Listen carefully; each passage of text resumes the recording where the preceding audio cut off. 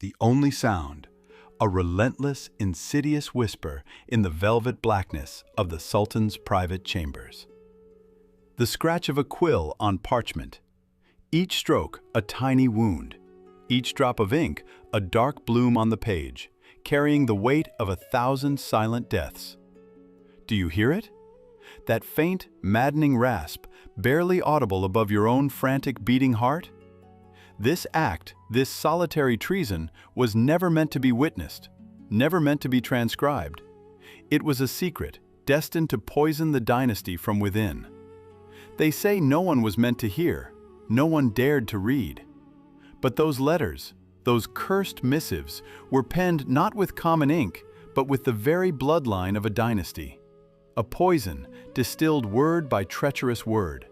And every soul, every trembling, desperate hand that dared to graze their surface, be it the hand of a devoted mother, a jealous sister, or a cunning concubine, was already condemned, marked, doomed to play a part in a cruel, inevitable unraveling.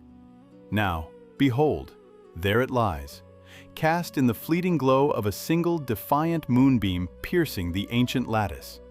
On a cushion of royal crimson velvet, rich as spilled life, rests a single, sealed envelope. Not merely paper, you understand.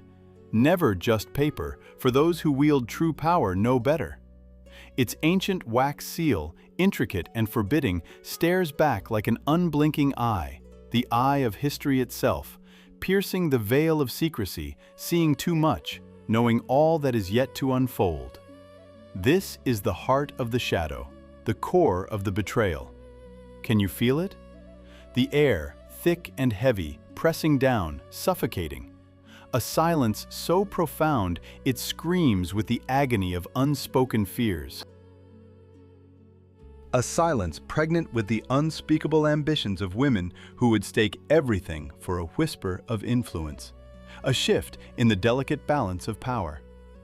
Every shadow in this chamber holds its breath, a silent witness to a future already written in these hidden lines. Every rustle of silk, every distant chime now feels like a thunderclap of impending ruin.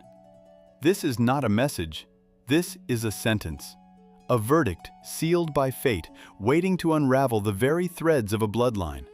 A revolution whispered into existence, one forbidden word at a time, destined to shake the foundations of an empire and forever alter the course of queens. Observe, if you will, the Sultan's court. A theater of gilded cages where every breath is measured, every glance a potential weapon. The air, thick with the scent of jasmine and the unspoken, hangs heavy over marble floors polished to a mirror sheen. Here, light itself seems to defer, casting long, languid shadows that dance with the rustle of priceless silks. Walls adorned with 1,000 jewels offer no comfort, only a constant, glittering reminder of the power they guard and the terrible price of its acquisition. Look closer, beyond the fawning courtiers, past the rhythmic sway of the censers. There, amidst the opulent display, stands the queen. Her face, a masterpiece of serene composure, belies the storm contained within. A mask carved from grace and ambition, worn with the practiced ease of one who understands the true nature of this gilded prison. Her robes, woven with threads of silver and doubt, seem to absorb the light rather than reflect it, drawing the eye to the stark, elegant lines of her form. But her eyes, my friends, always her eyes. They hold a depth that speaks of long nights, of whispered conversations beyond the reach of the closest ears. A flicker of cold resolve, a silent promise to a destiny not yet revealed. Her gloved hand, adorned with an emerald the size of a pigeon's egg, drifts along the cool, carved balustrade. A seemingly idle gesture, born of boredom perhaps. The silk of her sleeve whispers against the polished wood. And then, as if by chance, a handkerchief of finest white silk, embroidered with a single crimson bloom, slips from her grasp. It falls. Not a plummet, but a slow, deliberate descent, catching the light for a fleeting moment before settling softly, silently, upon the mosaic floor below. An accident? Perhaps. But in this court of whispers and poisoned chalices, there are no accidents. Only intentions veiled in innocence. Only one pair of eyes across the vast chamber truly saw. Only one heart understood the silent language of that falling silk. It was a signal, a promise woven not of words, but of silence and shadow. The first thread of a conspiracy, invisible yet strong, stretching from one end of this labyrinthine palace to the other. A silent nod to betrayal, wrapped in the delicate folds of luxury. For in this deadly game of queens, where the dynasty hangs by a single, fragile bloodline, sometimes a no is merely the clever disguise of a far more dangerous yes. And the revolution, my friends, often begins with such a quiet, elegant fall. The game, once played in the gilded cages of confession and whispered intent, had found its wings. No longer confined to the hands that penned them or the eyes that first devoured their forbidden truths, the letters began to move. A rustle in the dark, a tremor beneath the silk. A new rhythm began to beat within these ancient walls, not of the imperial drum, but of a frantic, dying heart. Did you hear it? That faint, almost imperceptible shift in the air? The way the light seemed to dim, even at midday? It was the poison, seeping from those innocent-looking scrolls. Each word, a drop of venom, now found its way through the labyrinthine veins of this dynasty. From the lowliest chambermaid to the Grand Vizier himself, the whispers began. Not of mere scandal, not of idle gossip, but of a truth so raw, so potent, it threatened to unravel the very fabric of their carefully constructed reality. Fear, my friends, is a curious beast. It starts as a shadow, a fleeting doubt, then blossoms into a suffocating bloom. Here, in the heart of power, it mutated into something far more insidious: paranoia. Every glance held suspicion, every silence a hidden meaning. The opulent halls, once echoing with the laughter of children and the murmur of prayer, now resonated with the frantic beat of unseen wings. Who had seen? Who knew? Whose hand had penned such heresy, and whose eager fingers now carried the next deadly missive through the silken folds of the harem, or past the guarded chambers of the Sultan's favored? Then came the moment. Not a crash of thunder, nor a sudden shriek to mark the turning point, but a far more sinister revelation. A servant, trembling, stumbled upon an envelope. Not just any envelope, mind you, but one that should have been buried, its contents forever sealed away. It lay there, on a forgotten table in a rarely used antechamber, a stark testament to a desperate act. Its parchment, once crisp, was now creased, abused. And the seal? Ah, the seal. The heavy, crimson wax, meant to guard imperial secrets, was not merely broken.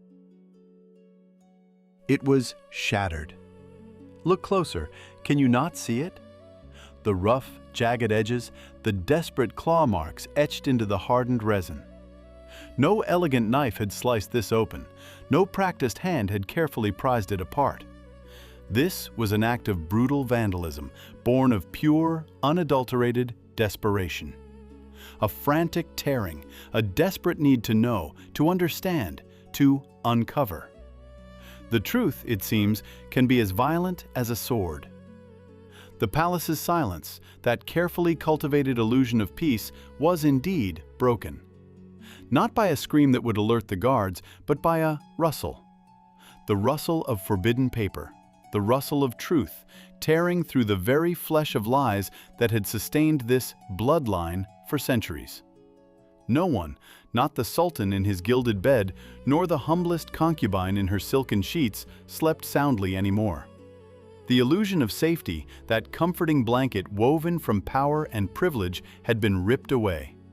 No one believed in the security of their walls, not when the danger came from within. The camera, if you could see it, would linger on those fragments of wax. Each shard, a miniature crimson landscape, an accidental masterpiece of destruction, spoke volumes of a desperate scramble. Every tiny piece, a silent scream of betrayal, a witness to the profound violation, pointed to a crime that was not merely committed in a moment of panic, but was about to explode, sending shrapnel through the very heart of the royal bloodline. These weren't just letters, they were fuses, burning down to a powder keg beneath the throne. The dynasty itself, built on centuries of calculated alliances and brutal purges, began to totter. A subtle tremor, a hairline crack in the foundation, no longer ignored by even the most oblivious. And with it, the shadows that had for centuries guarded its most heinous secrets. The hidden passages, the silent assassins, the whispers of poison in the cup, began to waver. Their efficacy, their very existence, called into question.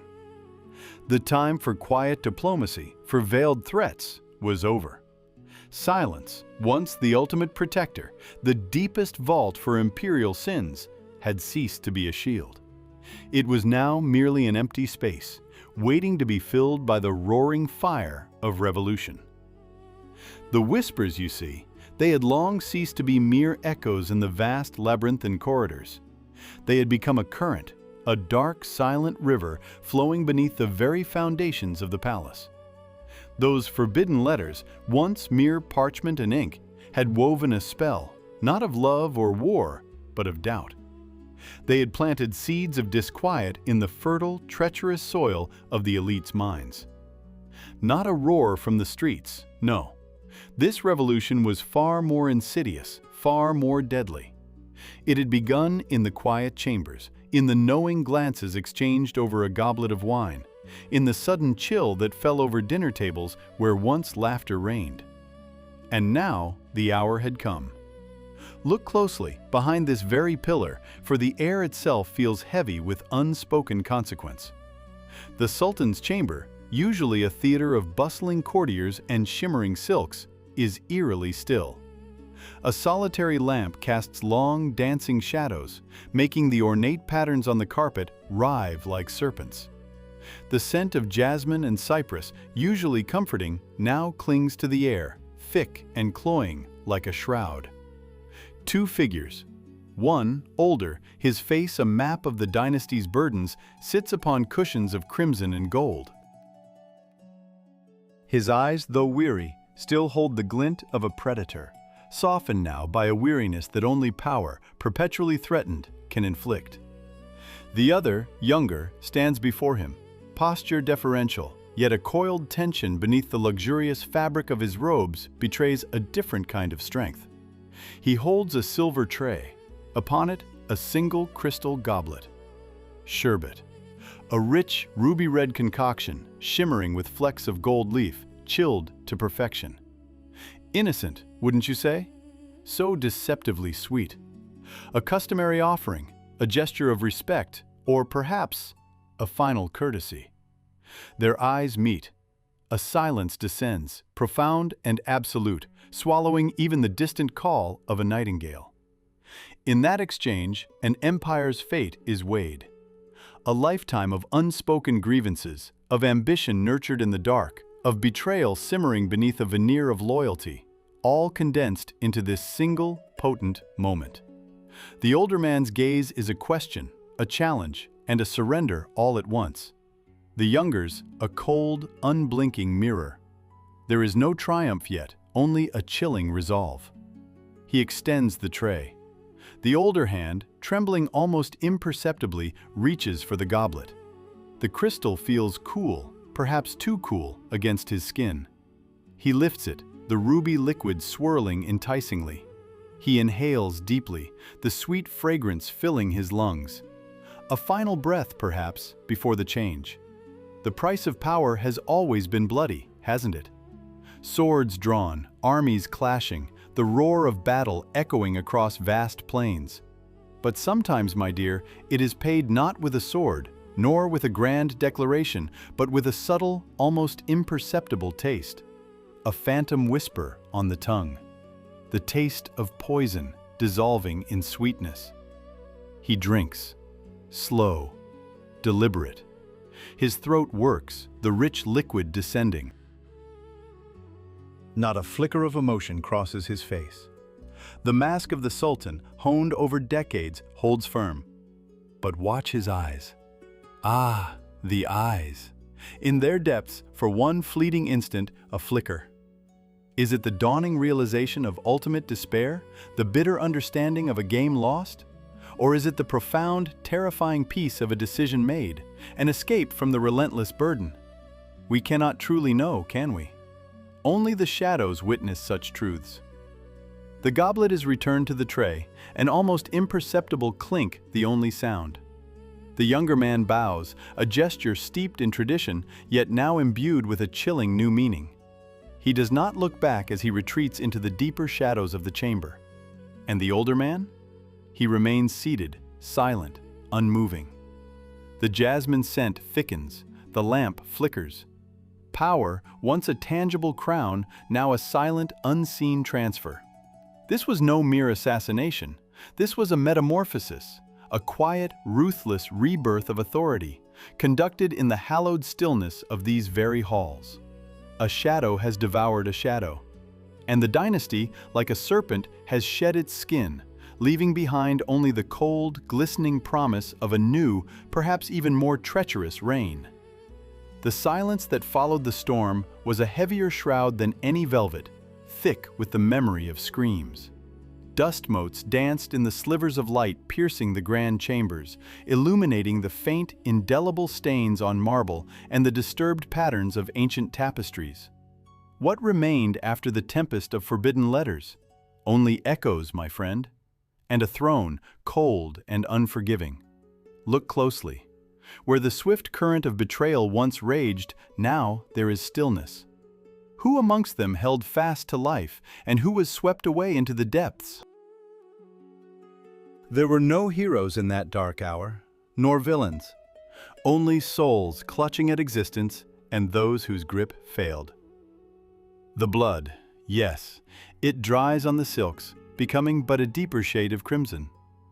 But the echo of its spilling, that, my dear, it never truly fades. It clings to the walls, whispers through the very stones of power, a perpetual guest in these gilded halls. Now, a new figure stands where the old once reigned. The crown, perhaps, rests heavy on a different brow. Observe them. Do you see triumph in their eyes? Or merely the hollow gaze of one who comprehends the colossal burden, the chilling truth that they are but the next pawn in an ancient, relentless game?